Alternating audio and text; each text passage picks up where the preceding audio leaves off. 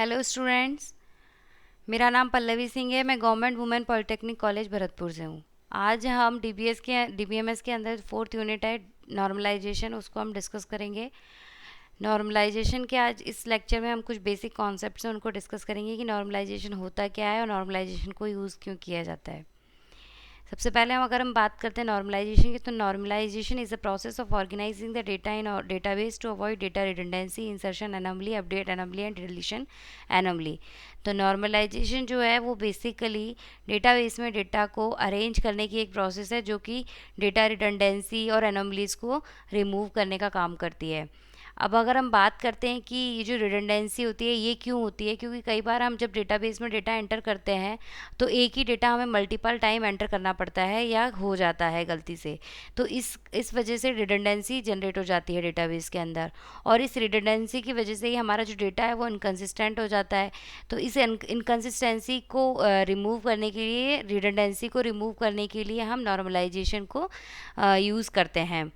साथ में ये जो रिडंडेंसी है इसकी वजह से कुछ एनोमलीज भी जनरेट हो जाती हैं, इंसर्शन, डिलीशन, अपडेशन। तो इन एनोमलीज को भी नॉर्मलाइजेशन को यूज़ करके दूर किया जाता है। नॉर्मलाइजेशन जो होता है वो बेसिकली डेटाबेस के अंदर जो डेटा होता है, यानी जो टेबल्स होती हैं उनको और सब पार्ट्स में डिकम्पोज किया जाता है, उसी को हम नॉर्मलाइजेशन बोलते हैं।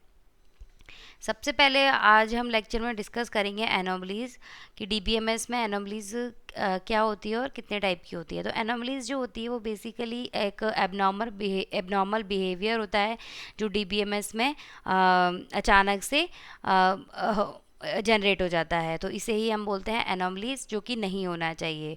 एनोमलीज जो होती हैं वो तीन तरीके की होती हैं: insertion anomaly, deletion anomaly and updation anomaly. तो जैसे कि यहाँ पर एक रिलेशन है, एक टेबल ली हुई है और उसके अंदर एक एम्प्लॉय का हमने पूरा डेटा इकट्ठा किया हुआ है। एम्प्लॉय की जो है employee ID, employee name, employee address, employee department, ये सारे कॉलम्स जो हैं वो एम्प्लॉयज़ की जो डिटेल्स हैं उनको स्टोर करके रख रहे हैं। तो सबसे पहले हम बात करते हैं अपडेट एनोमली की। तो अपडेट एनोमली में देखते हैं, जैसे यहाँ पे in the table we have two rows for employee Rick as he belongs to two departments of the company.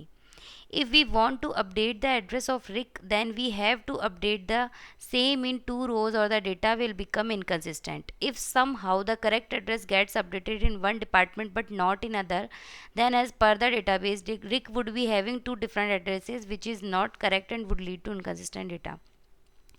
तो जैसे कि इस टेबल में एक हम देखते हैं कि एक एम्प्लॉय है रिक, जो कि जिसकी डिटेल जो है वो दो बार रिपीट हो रही है। अब वो क्यों दो बार इसलिए रिपीट हो रही है क्योंकि वो दो डिपार्टमेंट में काम करता है, एक D001 एंड D002। इस वजह से उसकी दो बार हमने डिटेल्स जो है वो एंट्री की हुई है।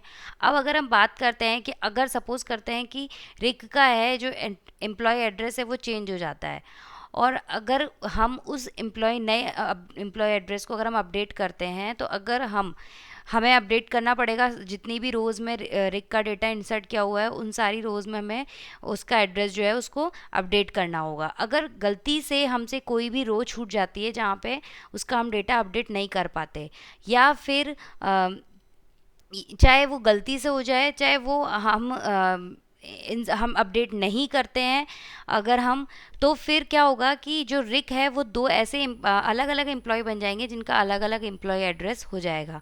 तो यहाँ पर क्या होता है, हमारा जो डेटा है वो अनकंसिस्टेंट हो जाएगा, जबकि रिक नाम का एक ही एम्प्लॉय है लेकिन हमारी जो टेबल है वो दो अलग अलग रिकों को शो करेगी, जो कि एक इनकंसिस्टेंट डेटा को जनरेट कर देती है। तो इस तरीके की जो एनोमलीज होती है इसको हम बोलते हैं अपडेट एनोमली। नेक्स्ट हम बात करते हैं इंसर्ट एनोमली की।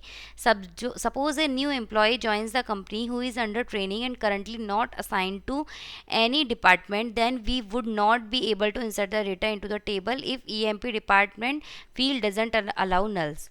अब अगर हम बात करते हैं कि इस जो टेबल है एम्प्लॉय की, इसके अंदर अगर कोई नया एम्प्लॉय ज्वाइन करता है इस कंपनी को और उसे अभी कोई डिपार्टमेंट असाइन नहीं किया गया है, मगर उसे हमने एज अ ट्रेनिंग मतलब एज अ ट्रेनी हमने उसको अपॉइंट किया है, तो हमें उसका जो डेटा है वो इसके अंदर फिल करना पड़ेगा। तो हम एक नई रो इंसर्ट करेंगे इस डेटाबेस के अंदर, मगर चूँकि उसे कोई डिपार्टमेंट असाइन नहीं किया गया है, तो हमें जो ईएमपी डिपार्टमेंट है यहाँ पे हमें उसके लिए नल वैल्यू इंसर्ट करनी पड़ेगी। बट चूँकि एक कंस्ट्रेंट है कि ईएमपी डिपार्टमेंट जो है वो नल वैल्यू को नहीं अलाउ करता, तो यहाँ पर जब वो नल वैल्यू को अलाउ नहीं करता तो यहाँ पर जो है वो हमारे जो इनकन्सिस्टेंसी जनरेट हो जाएगी तथा जो एनोमली है वो जनरेट हो जाएगी। तो इस एनोमली को हम बोलते हैं इंसर्ट एनोमली। तो इस तरीके की जो प्रॉब्लम्स है वो जनरेट हो जाती हैं। अब हम बात करते हैं डिलीट एनोमली की। डिलीट एनोमली में क्या होता है, suppose if at a point of time the company closes the department D890, then deleting the rows that are having EMP department as D890 would also delete the information of employee Maggie since she is assigned only to this department। अब हम बात करते हैं, जैसे हमें किसी एक department है, अगर हम वो बंद कर रहे हैं कंपनी में से, अब अगर हम वो डिपार्टमेंट बंद कर रहे हैं तो हमें उसकी डिटेल्स को भी हमारी जो टेबल है उसमें से रिमूव करना पड़ेगा।